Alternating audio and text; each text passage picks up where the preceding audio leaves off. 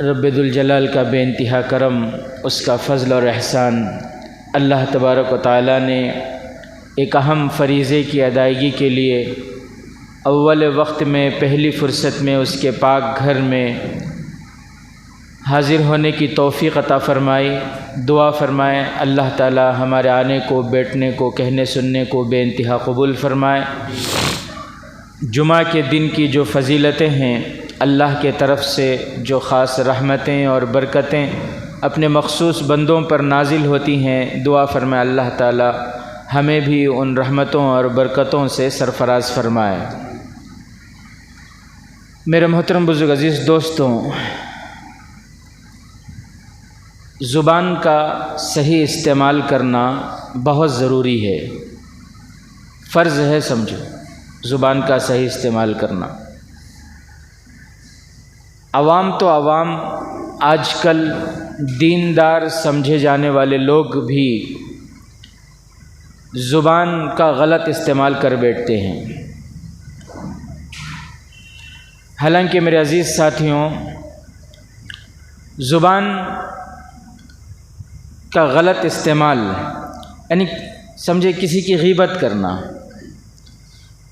کسی کی برائی کرنا بہت بڑا گناہ ہے۔ کسی کے بارے میں اس کی برائی کو بیان کرنا، غیبت اتنا بڑا گناہ ہے کہ اللہ کے نبی صلی اللہ علیہ وسلم کی احادیث اگر آپ پڑھیں، فرمان آپ پڑھیں تو آپ کو معلوم ہوگا کہ یہ زنا سے بھی بڑا گناہ ہے، زنا سے بھی سخت گناہ ہے کسی کی غیبت کرنا۔ اور اس سے بھی بڑا گناہ الزام لگانا، بہتان، الزام لگا دینا کسی کے اوپر۔ غیبت کس کو کہتے ہیں اس کو سمجھیں۔ غیبت کہتے ہیں کسی کی برائی کرنا۔ ایک صحابی نے پوچھے اللہ کے نبی صلی اللہ علیہ وسلم سے کہ جو برائی ہم بیان کر رہے ہیں وہ برائی اگر واقعتاً اس کے اندر موجود ہو، سمجھ رہے، میں جس کی برائی کر رہا ہوں اگر سچ میں، اگر حقیقت میں وہ برائی اس کے اندر موجود ہے تو جناب آقا محمد الرسول اللہ صلی اللہ علیہ وسلم نے فرمایا کہ جو برائی تم بیان کر رہے ہو اگر وہ واقعتاً ہے تبھی تو غیبت ہے، تبھی تو غیبت ہے، اگر نہیں ہے تو پھر وہ الزام ہے، بہتان ہے۔ سمجھیں، آپ اس مسئلے کو ذرا سمجھنے کی کوشش کیجئے۔ دھوکے باز کو دھوکے باز بولنا غیبت ہے، اگر وہ دھوکے باز نہیں ہے تو پھر آپ نے اس پر الزام لگایا، آپ نے اس پر بہتان لگایا، اور یہ غیبت سے بھی بڑا گناہ ہے الزام لگانا، بہتان لگانا۔ چور کو چور بولنا غیبت ہے۔ سچویشن الگ رہتی ہے، کیوں بول رہا ہے چور کو چور؟ اس کو ذلیل کرنے کے لیے چار آدمیوں کے سامنے بولنے کی وجہ کیا ہے؟ یا پھر اس لیے تاکہ لوگ بچیں اس سے؟ لوگوں کو معلوم نہیں ہے، سامنے چار آدمی بیٹھے ہیں، ان کو معلوم نہیں کہ یہ جو پانچواں ان کے ساتھ ہے یہ چور ہے۔ اب ان چار ایمان والوں کو اس کے تکلیف سے بچانے کے لیے بول رہا ہے یا اسے ذلیل کرنے کے لیے بول رہا ہے؟ کیوں بول رہا ہے؟ وہ سچویشن کے حساب سے مسئلے الگ ہوں گے، لیکن میں آپ کو جو ایک عام بات بتا رہا ہوں وہ یہ کہ چور کو چور بولنا یہ غیبت ہے۔ اگر حقیقت میں وہ چور ہے تو غیبت ہے، اور اگر وہ چور نہیں ہے، کسی غیر چور شخص کو چور آپ کہہ رہے ہیں تو پھر آپ الزام لگا رہے ہیں۔ حدیث میں جناب آقا محمد الرسول اللہ صلی اللہ علیہ وسلم، آج یہ ہمارے پاس جو ہے بہت عام ہو گیا ہے، ہمارے لیے کوئی بڑا کام نہیں ہے کسی کو منافق بولنا، کسی کو گنہگار بولنا، فاسق بولنا، کسی کو زانی بولنا، جھوٹا بولنا، مکار بولنا، یہ ہمارے پاس کیا بش نہیں ہے۔ سلام کرنا مشکل کام ہے، کسی کو سلام کرنا بولے تو ذرا آگے پیچھے ہوتی ہمیں سوچتی، لیکن واٹس ایپ میں میسیج آگا پڑوس ملک کے فلاں بڑے عالم زانی ہی ہو رہیں گا، میں بھی ان کے ویڈیوز بلّہ کے دیکھو ہوں، بہت سے مستورات کے ساتھ انٹرویو دیتے ہوئے ان کو دیکھ کر ہوں، رہیں گا شامل ہو جاتی، ہمیں بھی کیا ہوتے ہیں اس میں الزام لگانے میں شامل ہو جاتے ہیں۔ بہت آسان کام ہے نا یہ، اور سب سے بڑا ایمان ہمارا آج جو ہے وہ ہمارے موبائل پر ہے، واٹس ایپ پر ہے، فیس بک پر ہے، اور جتنی بھی سوشل چیزیں ہیں، سوشل میڈیا ہے، اس پر ہمارا ایمان ہے۔ قرآن صبح کو پڑھو نہ کو پڑھو وہ کون پوچھ رہا ہے، میسیج دیکھنا ضروری ہے، کیا آیا نہیں آیا، ہم سب کا یہی مشغلہ بن گیا۔ یہ واٹس ایپ اس نے اچھے ایمان والوں کی ایمان کی واٹ لگا دی، اس نے واٹس ایپ نے کیا ہے، ایمان والوں کی ایمان کی واٹ لگا دی اس نے۔ ایک میسیج جو بغیر تحقیق کے ہم نے دوسرے کو بھیج دیا، اگر اس میں غیبت ہے یا الزام ہے تو ہم نے جو تہجد پڑھی، ہم نے جو فرض پڑھی، ہم نے جو ذکر کیا، ہم نے جو قرآن کی تلاوت کی، وہ سارے اعمال گئے، ہمارے سارے اعمال چلے گئے ہمارے ایک میسیج بغیر تحقیق کے بھیجنے کی وجہ سے، ایک میسیج کو فارورڈ کرنے کی وجہ سے۔ کیسی باتیں، جو میسیج فارورڈ نہیں کرے تو تمہارے اماں مر جاتی ہیں، تمہارے بھائیاں مر جاتی ہیں، کیا انا للہ و انا الیہ راجعون۔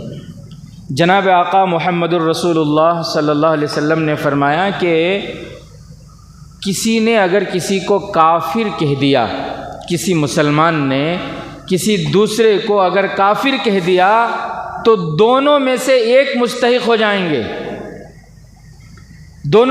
مستحق ہو جائیں گے۔ جس کو اس نے کافر کہا وہ اگر کافر ہے واقعتاً تو کوئی بات نہیں، لیکن اگر وہ سامنے والا کافر نہیں ہے تو پھر بولنے والا خود کافر ہو جائے گا۔ اللہ اکبر کبیرہ۔ آج کتنے بے دھڑک ہم کہہ دیتے ہیں منافق ہے یہ، ہمارے منشا کے خلاف کام کر رہا ہے تو ہم کہہ دیتے ہیں فاسق ہے یہ، گنہگار ہے یہ، ہمیں اچھی نہیں لگتی اس کی باتیں تو الزام لگا دیتے ہیں ہم، چور ہے، ہمیں اس کے طریقے پسند نہیں۔ ابھی پڑوس ملک کے ایک بڑے مولانا کے بارے میں لوگ کہہ رہے زانی، شادیوں پہ شادیاں کر رہے ہیں، زانی ہے یہ۔ انا للہ و انا الیہ راجعون۔ کسی مسلمان کو کافر کہنا، کسی مسلمان کو فاسق کہنا، کسی مسلمان کو منافق کہنا، کسی مسلمان کو دھوکے باز کہنا، غیبت کرنا، یہ کتنا بڑا گناہ ہے، اور آگے چل کر اس سے بھی بڑا گناہ الزام لگانا، بہتان لگانا۔ ایک بہت بڑے اللہ والے گزرے ہیں، ابن سیرین رحمۃ اللہ علیہ، بہت بڑے اللہ والے۔ اللہ تعالیٰ نے ان کو خوابوں کی تعبیر کا خاص علم عطا فرمایا تھا، جو اللہ کسی کو عطا فرماتے ہیں۔ ہر کسی کو خوابوں کی تعبیر کا علم نہیں ہوتا، آپ علماء سے پوچھ لیں، وہ خود بتاتے ہیں کہ خوابوں کی تعبیر کا علم وہ اللہ تعالیٰ کسی کو عطا فرماتے ہیں۔ تو وہ تھے ابن سیرین رحمۃ اللہ علیہ، اللہ تعالیٰ نے ان کو معبر خواب یعنی خوابوں کی تعبیر کا علم عطا فرمایا تھا۔ بہت بڑے اللہ والے تھے، متقی تھے، پرہیزگار تھے، اور اللہ تبارک و تعالیٰ نے ان کو مال بھی عطا کیا تھا۔ امیر تھے، وہ مالدار تھے، مہمان نواز بھی تھے، مہمان نوازی کا بڑا شوق تھا ان کو، بہت خوش ہوتے تھے مہمانوں سے۔ آج تو بخیلی کی وجہ سے، کنجوسی کی وجہ سے، مال کی محبت کی وجہ سے مہمان نوازی کی صفت ایمان والوں کے اندر سے ختم ہوتی جا رہی ہے۔ کوئی اجنبی شخص مسجد کو آ جائے، پورے محلے والے نماز پڑھ کے چلے جائیں گے، مگر اسے پوچھیں گے تک نہیں کہ آپ کہاں سے آئے، آپ ہمارے محلے میں آئے ہیں، آپ ہمارے مہمان ہیں، کھانا کھائے نہیں کھائے، کس کام سے آئے، جو کام سے آئے تھے ہوا نہیں ہوا، کوئی نہیں. کیا کئی کو بھئی وہ جھڑی ہم نہ، کون کی آیا جاتا ہے کئی کو ہم نہ، ایک وقت کا کھانا ہمارا ختم ہو جاتا نا، نکو جمع رکھیں گے بینک میں، خبر کو لے لگ جانا نا، کام آتا خبر میں. بہرحال میرے عزیز ساتھیوں، کیا بتا رہا تھا، خوابوں کی تعبیر. بڑے مہمان نواز تھے، بڑے اللہ والے تھے، نیک متقی انسان تھے. آپ سوچیں وہ تابعی میں سے تھے. حضرت حسن بصری رحمۃ اللہ علیہ کے دور کے تھے وہ. حضرت حسن بصری رحمۃ اللہ علیہ کو تو آپ جانتے ہیں، تابعی میں سے تھے، ان کے دور کے تھے ابن سیرین رحمۃ اللہ علیہ. بڑے اللہ والے تھے، لیکن ہوا یہ کہ ان کے اوپر آزمائشیں آئی، تنگی آ گئی، اور پھر یہاں تک نوبت آئی کہ ان کو جیل جانا پڑا، اور سر پہ بہت سارا قرضہ بھی آ گیا، مالی اعتبار سے تنگ دستی آ گئی، بہت زیادہ محتاجگی آ گئی، حالات بالکل بدل گئے. تو ان کے جو قریبی دوست تھے، انہوں نے، ابن سیرین رحمۃ اللہ علیہ نے اپنے قریبی دوست سے کہا کہ تمہیں معلوم کہ مجھ پر یہ حالات کیوں آئے ہیں. یہ پورا واقعہ حضرت مولانا مناظر حسن گیلانی رحمۃ اللہ علیہ نے نقل فرمایا کہ ابن سیرین رحمۃ اللہ علیہ نے جب ان پر یہ حالات آئے کہ پوری مالداری ان کی ختم، تنگ دستی آ گئی، محتاجگی آ گئی اور جیل جانا پڑا، جیل میں وہ اپنے دوست سے فرما رہے ہیں کہ تمہیں معلوم کہ مجھ پر یہ حالات کیوں آئے، یہ تنگی کیوں آئی، یہ فقیری کیوں آئی. کیوں؟ اس لیے کہ آج سے تقریباً 40 سال پہلے میں نے ایک شخص کو یہ کہہ دیا تھا کہ تو مفلس ہے. کیا ہے تیرے پاس؟ کچھ بھی نہیں ہے تیرے پاس، بھکاری ہے تو، تیرے پاس کچھ بھی نہیں ہے. میں نے ایک شخص کو یہ 40 سال پہلے یہ جملہ کہا تھا، اس جملے کا اثر یہ ہے کہ آج اس کا نتیجہ میں آج بھگت رہا ہوں. 40 سال پہلے جو ایک شخص کو میں نے کہا تھا کہ تو کیا ہے تیرے پاس، تو کچھ بھی نہیں ہے، اس جملے کا مواخذہ آج مجھ سے ہو رہا ہے. اس جملے کا نتیجہ یہ ہے کہ آج مجھ پر وہ حالات آ گئے کہ میں کیا ہوں، کچھ بھی نہیں. تو میرے محترم عزیز دوستوں، کسی کی غیبت کرنا، ہمارے جو مجلسیں لگتی ہیں، محفلیں جو لگتی ہیں، جب تک کسی کی غیبت نہ ہو وہ محفل ہی مکمل نہیں ہوتی. دوسرے کی برائی ہونا، غیبت اور الزام بہت بڑا گناہ ہے. کسی پر الزام لگانا، خواہ جو چیز اس کے اندر نہیں ہے وہ بولنا. حضرت عمر فاروق رضی اللہ تعالیٰ عنہ کے زمانے میں حضرت سعد ابن ابی وقاص رضی اللہ تعالیٰ عنہ کوفہ کے گورنر تھے. حضرت سعد ابن ابی وقاص رضی اللہ تعالیٰ عنہ کون؟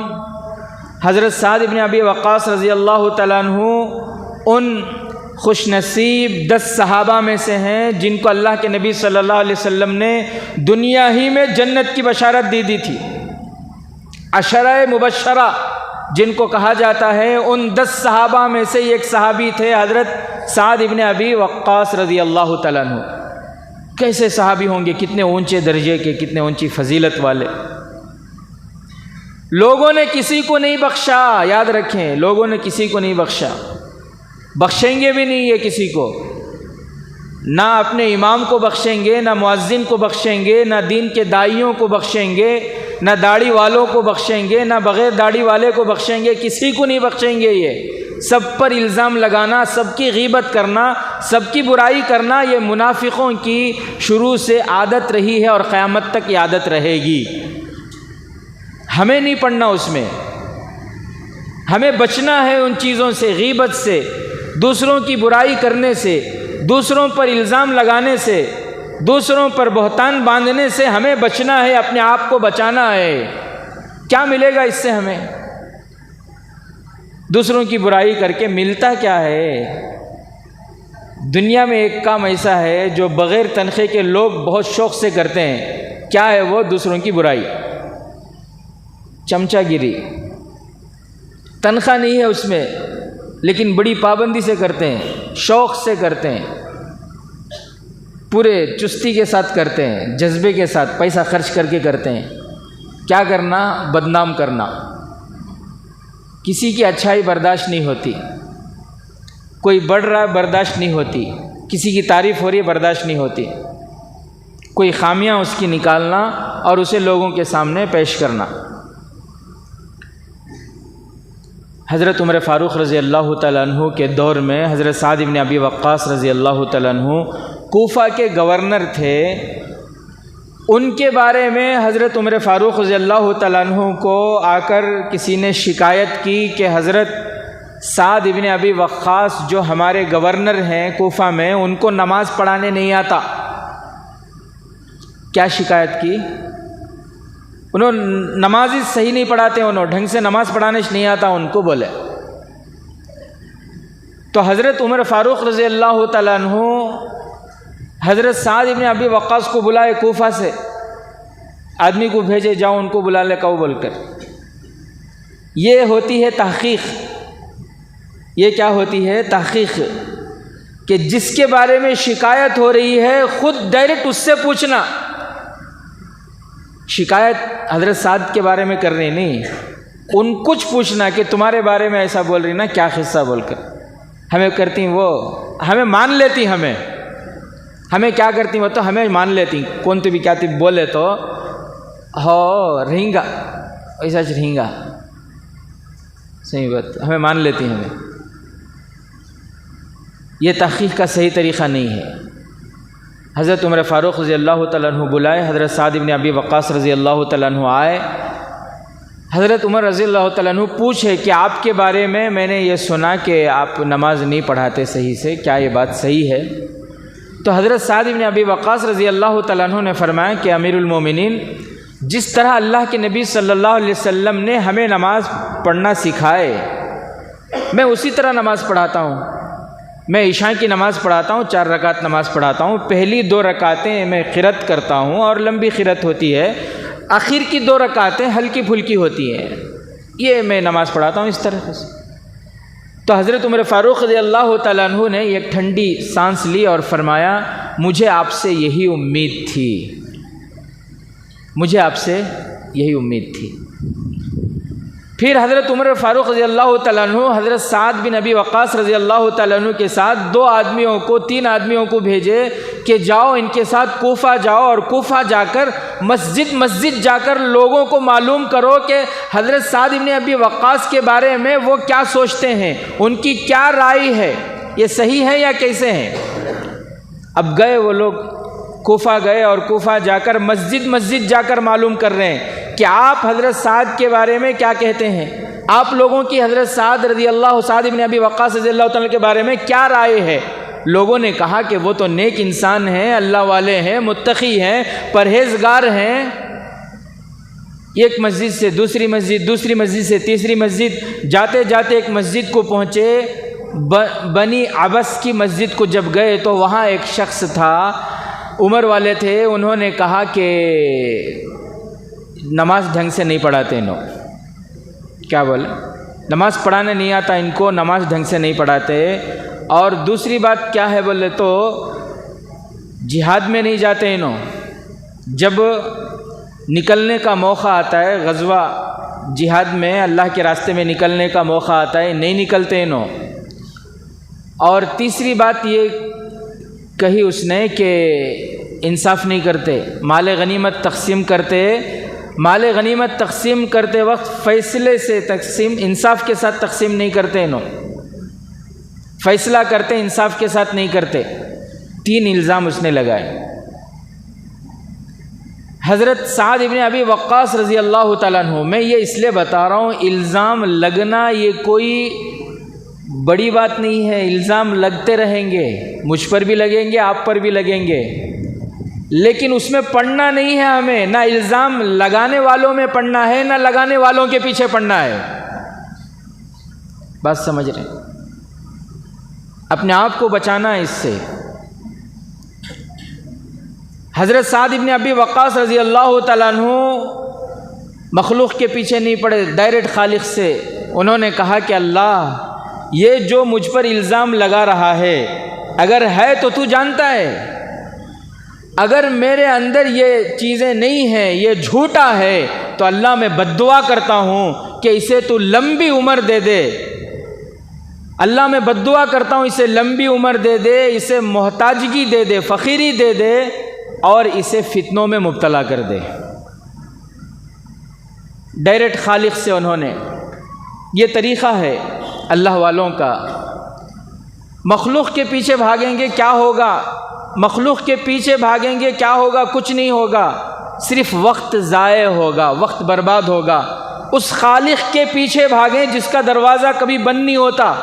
مخلوق کے دروازے بند ہوتے ہیں لیکن خالق کا دروازہ اپنے بندوں کے لیے ہمیشہ کھلا رہتے ہیں، ہمیشہ اس کے دروازے کھلے ہیں، دن میں، رات میں، تونگری میں، محتاجگی میں، ہمیشہ اللہ کے دروازے مخلوق کے لیے کھلے ہیں۔ بس ضرورت یہ ہے کہ ہم اس کے دروازے تک پہنچیں۔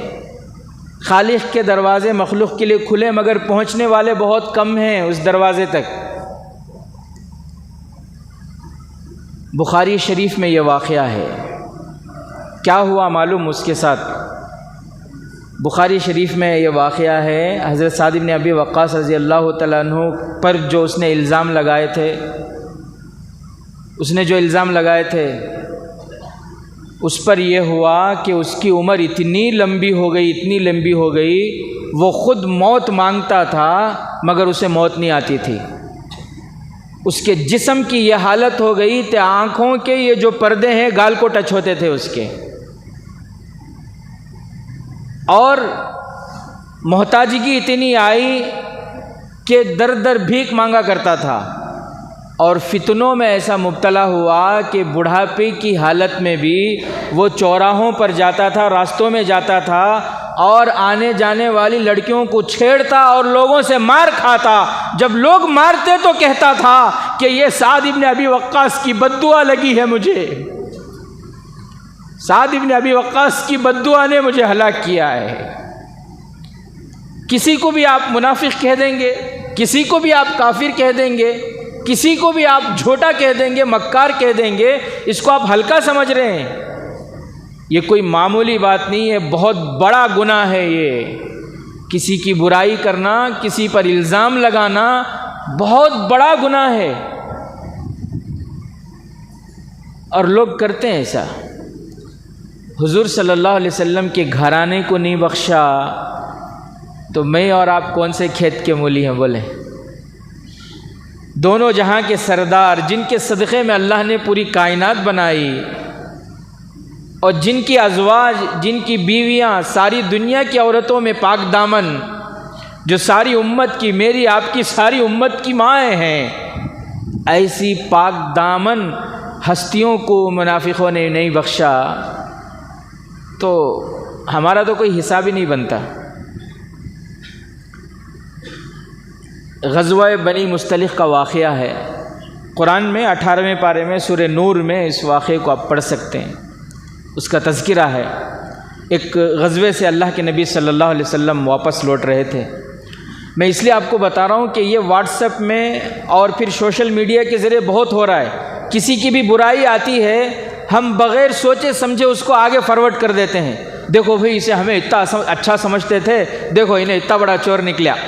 انہیں چور ہے یہ نہیں ہے، تحقیق نہیں ہے ہمارے پاس۔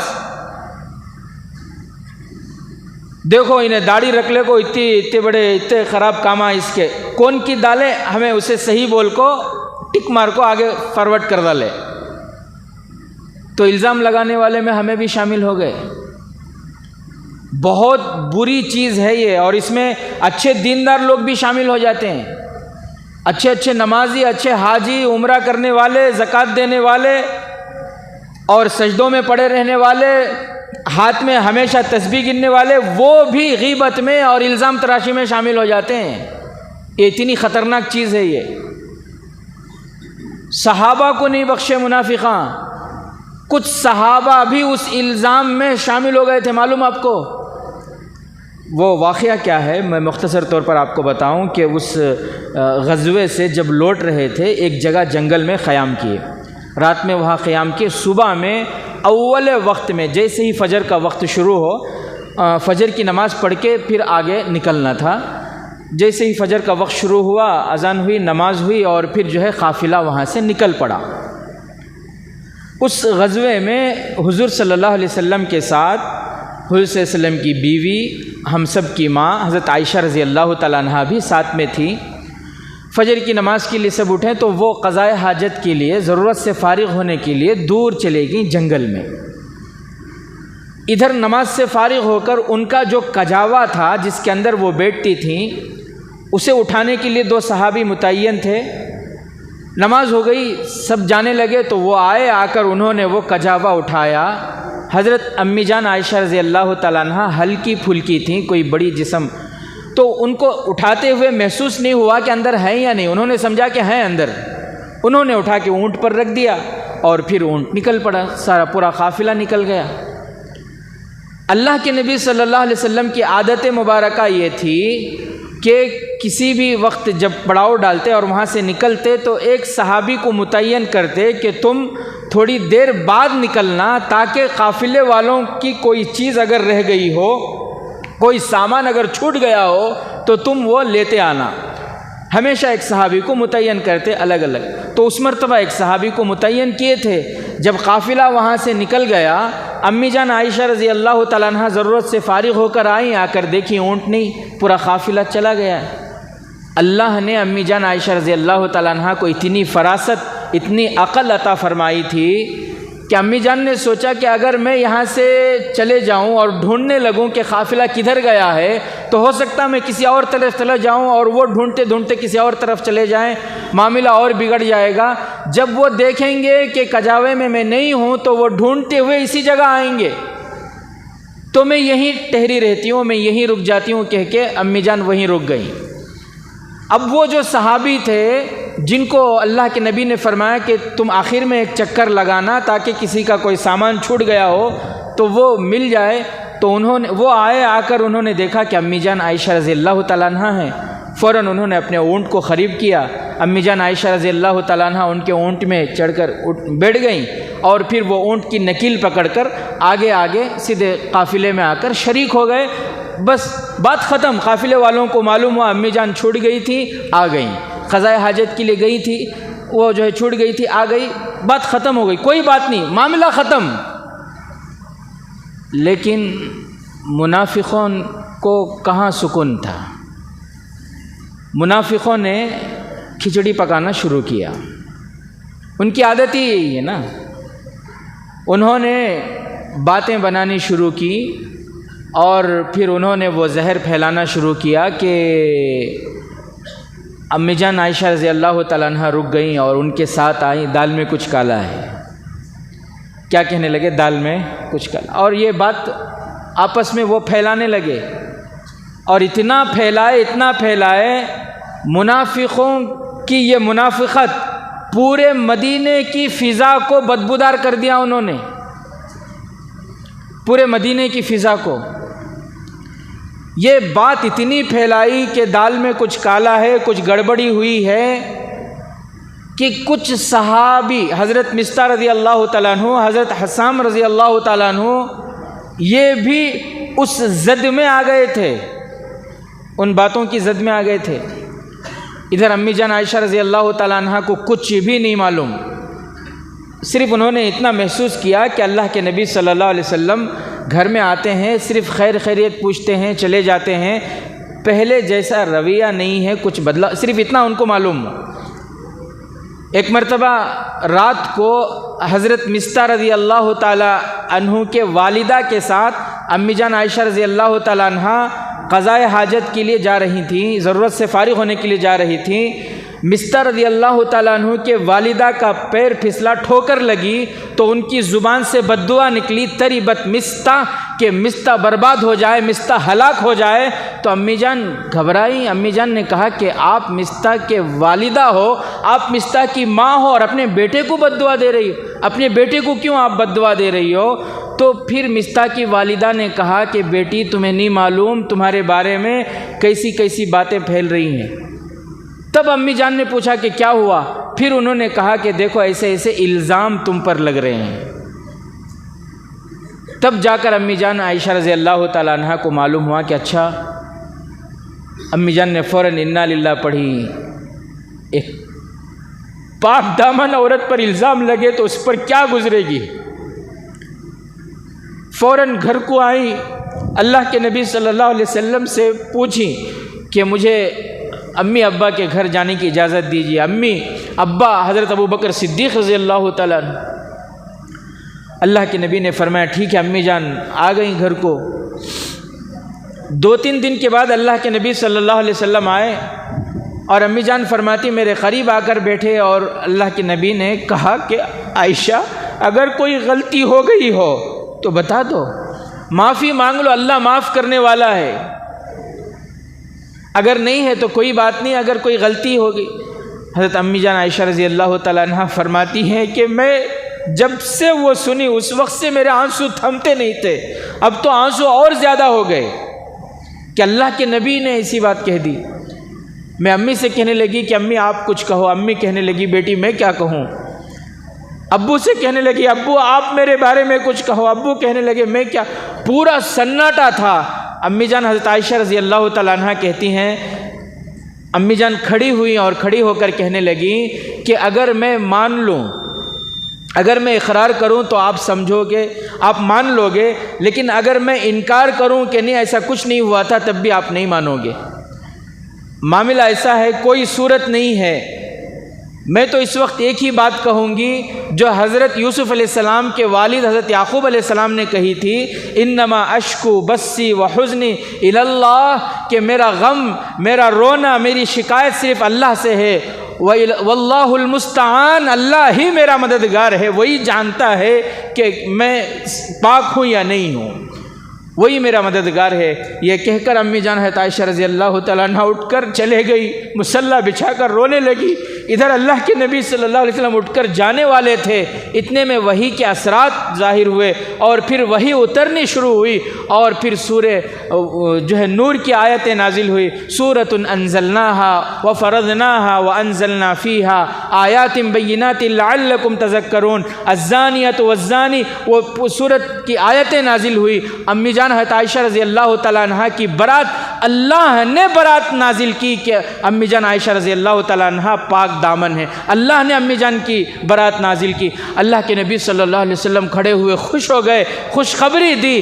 حضرت ابوبکر صدیق رضی اللہ تعالیٰ عنہ نے فرمایا کہ عائشہ اٹھو اور اللہ کے نبی کا شکریہ ادا کرو۔ امی جان نے فرمایا میں کسی کی میں شکریہ نہیں ادا کرتی، میں کسی کا شکریہ ادا نہیں کروں گی۔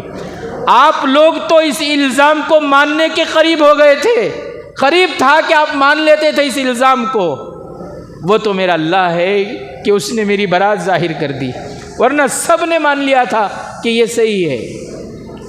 میں صرف اللہ کا شکر ادا کروں گی، میں میرے اللہ کا شکر ادا کرتی ہوں کہ اس نے مجھے، اور امی جان فرماتے ہیں مجھے یہ امید نہیں تھی کہ اللہ قرآن جیسی مقدس کتاب میں میری برات نازل کرے گا۔ میں تو یہ سمجھ رہی تھی کہ اللہ تعالیٰ نبی صلی اللہ علیہ وسلم کو خواب کے ذریعے بتا دے گا کہ میں پاک ہوں، مجھ پر یہ جو الزام ہے یہ غلط ہے، یا پھر حضرت جبرائیل امین آ کر بتائیں گے، لیکن اللہ نے قرآن جیسی مقدس کتاب میں جو قیامت تک پڑھی جائے گی امی جان عائشہ رضی اللہ تعالیٰ عنہ کی برات کے بارے میں، ان کی پاک دامنی کے بارے میں قیامت تک پڑھی جائے گی، ایسی کتاب میں اللہ نے ان کی برات نازل فرمائے۔ تو میرے محترم بزرگ عزیز دوستوں، کسی کو کافر، منافق، دھوکے باز، مکار، چور، حرام خور، سود خور، زناکار، یہ الفاظ بول دینا بہت آسان ہے، بہت آسان ہے، لیکن میرے عزیز ساتھیوں اس کی سزا بہت سخت ہے۔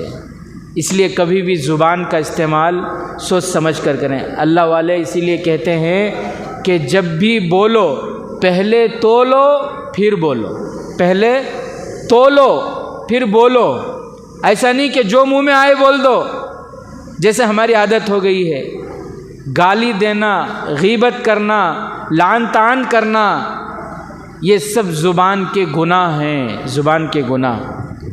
اور یہ واٹس ایپ کے ذریعے آج کل ہو رہا ہے، فیس بک کے ذریعے ہو رہا ہے، انسٹاگرام کے ذریعے ہو رہا ہے، سوشل میڈیا کے ذریعے ہو رہا ہے. اس سے خود بھی بچیں اور اپنے دوست و احباب کو، دوسروں کو بھی بچائیں گے میں انشاءاللہ.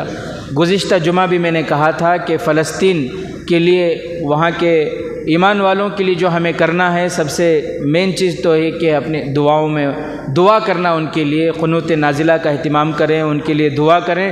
اور دوسرا کام جو ہم کر سکتے ہیں وہ یہ کہ اسرائیل کی جتنی بھی چیزیں ہیں، اس کے پروڈکٹ ہیں، ان چیزوں کا بائیکاٹ کریں. اس سے کیا ہوگا؟ بہت کچھ ہوگا میرے عزیز ساتھیوں، بہت کچھ ہوگا. اگر سارے مسلمان مل کر اسرائیل کے مصنوعات کا بائیکاٹ کر دیں تو ظالم اسرائیل کی مخالفت میں اور مظلوم فلسطینیوں کے حق میں یہ ہماری طرف سے بہت بڑی جدوجہد ہوگی، بہت بڑی کامیابی ملے گی انشاءاللہ، اور بہت ان کی حمایت میں بہت بڑا حصہ ہمارا ہوگا. اگر ہم اس حالت میں اتنا ہی کر لیں تو یہ بہت ہے. ان کی جتنی بھی مصنوعات ہیں، چاہے وہ ٹوتھ پیسٹ ہو، چاہے وہ 5 روپے والی چیز ہو، چاہے وہ ہونڈا مطلب گاڑی بائک ہو، 4 ویلر ہو، 2 ویلر ہو، جتنی بھی چیزیں ہیں، ان کی بائک، ان کی جو بنائی ہوئی چیزیں ہیں، ان کی کمپنی کی یا ان کے تائید کرنے والوں کی، ان کو چھوڑ دیں. اس کے علاوہ جو ہے وہ استعمال کریں نا. اگر نہیں ملتا ہے اس کے علاوہ کچھ بھی تو پھر ارادہ کر لیں مر جائیں گے، مگر مسلمانوں کو قتل کرنے والوں کی چیز نہیں خریدیں گے انشاءاللہ. کم سے کم اتنا تو ایمان ہمارا ہونا چاہیے. اللہ سے دعا ہے کہ اللہ تبارک و تعالی ہم تمام کو کہنے سننے سے زیادہ عمل کی توفیق نصیب فرمائے.